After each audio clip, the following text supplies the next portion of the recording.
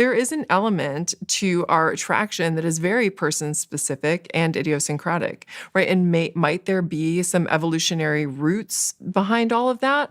Maybe, right? So it could be, for example, that the kinds of qualities that you find, just really attractive in another person that make you feel so attracted to them might be cues that they are a really compatible mate for you. And maybe that's why you have a very sort of you-specific response to that person.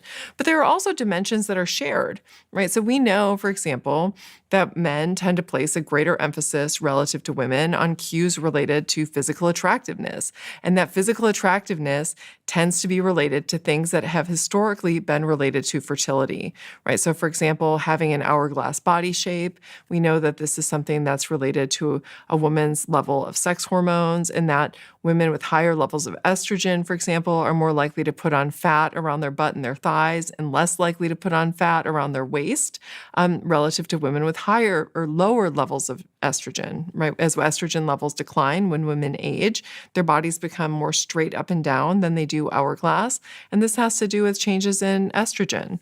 And so we know that that's something that men generally desire to a greater extent than women, right? We also know that men tend to place a greater emphasis on cues related to youthfulness, right? So the cues that are related to maturity in a face, that's something that women tend to have a heightened preference for. So if somebody has sort of an older face, they tend to be seen as more attractive. Like 50-year-old George Clooney seems more attractive. Most women think that looks more attractive than, 25-year-old George Clooney.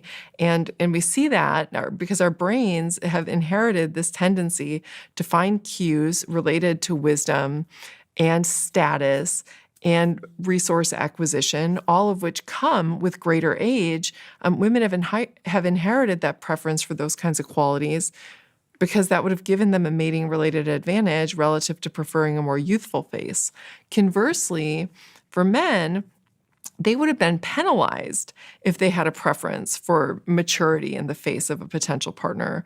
Because if you like women who have signs of maturity and wisdom and resource acquisition ability, you'd probably choose somebody who's approaching menopause, right? And that's not going to lead to any gene transmission at all, right? And so we tend to see that men have a heightened preference for cues related to youthfulness in faces.